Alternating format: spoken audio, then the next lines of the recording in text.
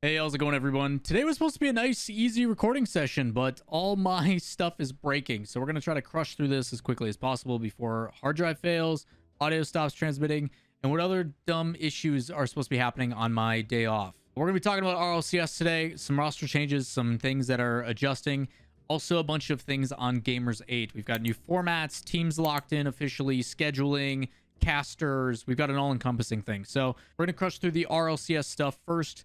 And on the docket is Rehzy. If you guys don't know Rehzy, currently with the Wolves and previously was with another team. I forget which one off the top of my head. I think it was Singularity.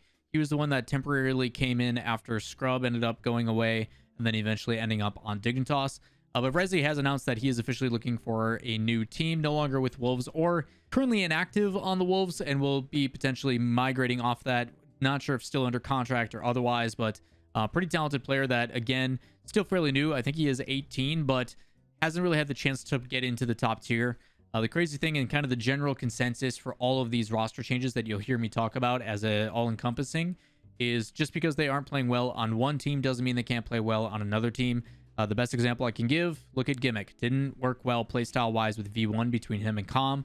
Goes to Oxygen, consistent top 6, makes main event on a regular basis. So, again, plugging in a new player into a different system, whether it be a new team that he creates or one that he gets tried out for, could completely change the outcome. Not a player, but a coach. Previously, if you guys don't know, Rams, who was formerly with Top Lokes, which then became Semper, is also putting out a message saying that he is LFT for both RLCS and Collegiate Rocket League. Kind of an interesting topic, and he talks more about this in his tweet longer. By the way, everything I'm talking about, links down below. Go check those out along with my socials. If you want to give those a like, follow along with this video, as it helps me out greatly. But he is willing to look at both the collegiate side because there is a lot more university stuff coming in from the European side of things for CRL. But obviously still the focus is primarily for North America. And he talks about that in a subtweet saying, hey, I'm open and trying to actually move to the United States. That is my intention, is I want to go to the United States. And I actually got to sit and talk with him a lot about this while in London for the World Championship. Not going into the specifics that he and I discussed, assuming that's behind closed doors, but his tweet longer is in the description down below if you'd like to know more details. But it is cool to see that I'm pretty sure Rams went from coach to management side of things. Not sure if that's 100% true or not. I would have to have him clarify that, so don't take my word on that. But he is looking to get back into that kind of role, whether it be for a North American team or even Collegiate Rocket League, which is pretty cool. So link to his tweet longer down below. But Rams no longer with the Semper crew, looking elsewhere. So far, probably the most sought after free agent, in my opinion, has to do with Kash. If you guys don't know, Kash, former of Misfits, ended up coming into the Monkey squad and helping out Arju and Matane to make a really big impact after they had Bluey, and it ended up not working out. Kash, probably, in my opinion, like I said, probably the most sought after free agent from what I've seen so far. Kash, very talented player, has a ton of pop-off potential, but also an emotional player. Highs and lows have seemed to affect this team. Misfits was a team throughout the whole last year that felt like they were just always so close to making the major. They would get to Regional 3. They just need to have a solid performance like they've had in the past, and then they would fall out. And that kind of takes me back all the way to fall when it was like them and Heroic both fighting for a spot at the major, and then neither of them make it. Vitality clutches, and they go. So Kash going to be trying out some different environments, most likely. I expect him to have a ton of different trials depending on what they're looking for. And if not, there is a bunch of free agents that he may be able to come together. But I know a lot of teams that did not make the World Championship that are going to be looking after. I can tell you European offseason and European like roster changes are going to be absolutely insane. I've gotten rumors and whiffs of certain ones from being in London that I'm excited for, and then other ones that I'm just like, wow, I didn't see that one coming. So should be a lot of fun. Up next is Evil Geniuses, another team that was super close of making the World Championship. There was a Shift article talking about Evil Geniuses and how Catalysm and Ivan were going to be sticking together as a duo and finding somebody else, which left us a lot of concerns about Rizex and what was going to be happening. Another person I got to hang out with a little bit in London, which was awesome. He does confirm that the rumors are true just a day ago when I'm recording this. He talks about how, hey, I'm benched and EG is allowing me to trial for other teams, so he is currently inactive and looking for buyout potential.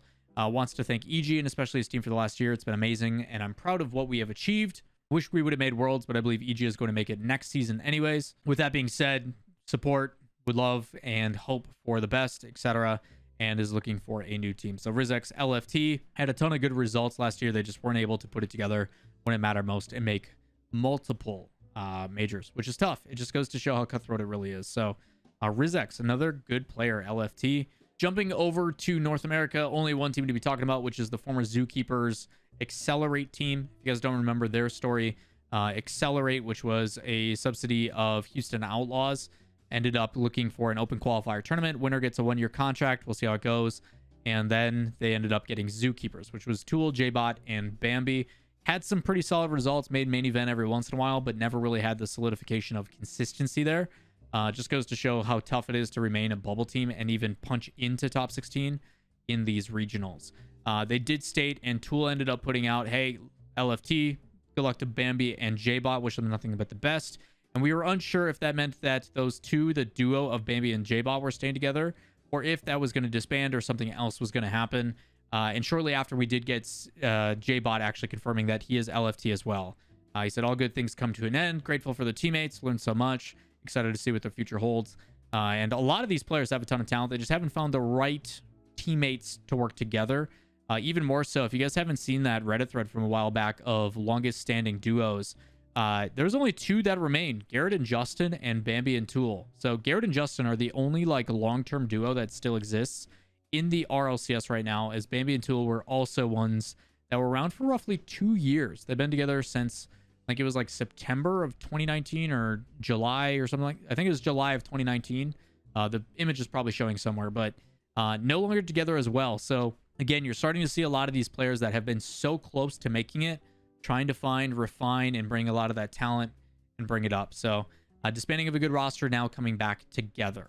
Now onto the big juicy thing that you guys are all looking forward to. Gamers8 has had a lot of changes last second. Obviously, the tournament will be starting tomorrow. Those will start at 4 p.m. AST, which I think is 8 hours ahead of Central, and 7 hours ahead of Eastern, which I think is like 7 or 8 a.m. Eastern. I forget exactly what the conversion is.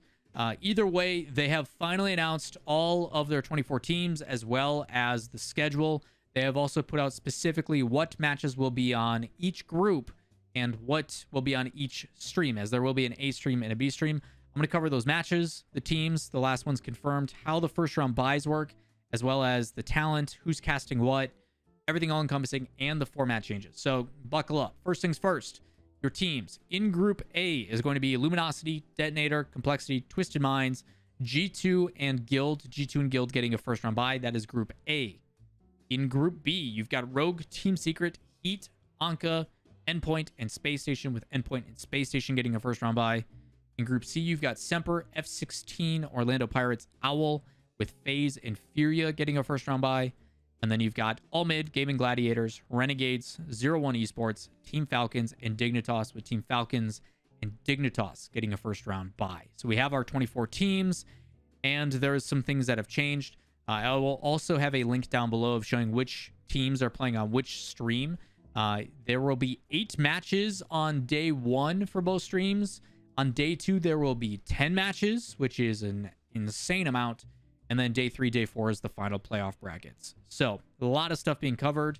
They've also announced all the broadcast talent. Banks and Veracity are going to be your hosts, with Subpart HD, Cole, and Stumpy, Supersonic, Gregan, Johnny Boy, Jorby, Stacks. That is your A stream. They should be there in person. To my knowledge, a lot of them are traveling last minute.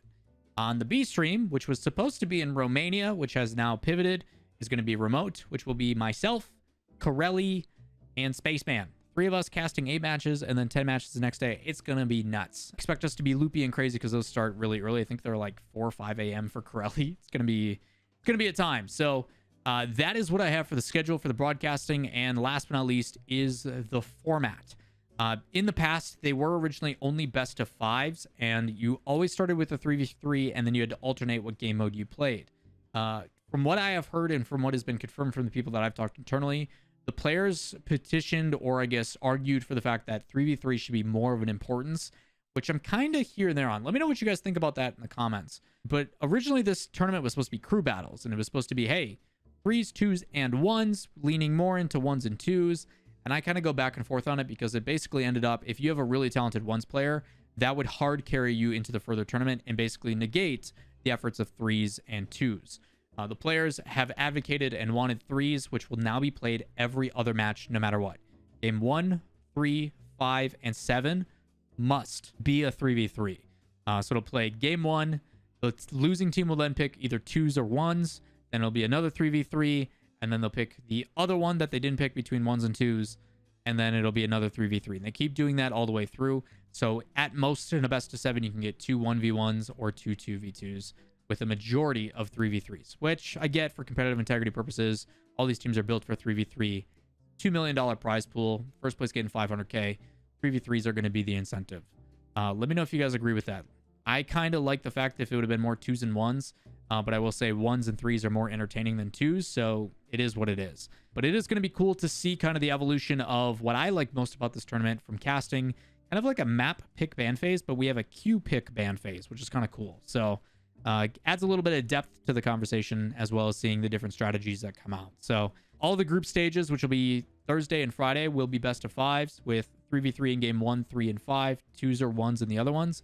And then for the playoff bracket, they did change it to best of 7s, more 3v3s for 1, 3, 5, and 7, with 2v2s being, or 1v1s being the other one. So that is the current format changes. All that stuff is listed on Liquipedia down below. That should do it for today's video. If you guys have any additional questions, comments, concerns, let me know in the comments down below.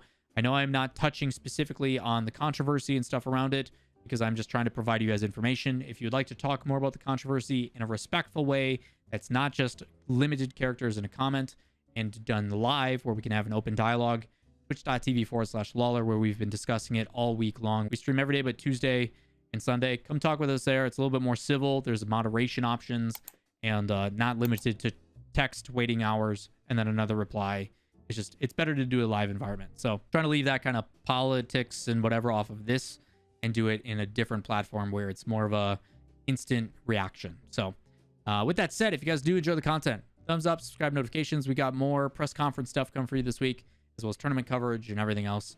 But we'll see you in the next one. Peace.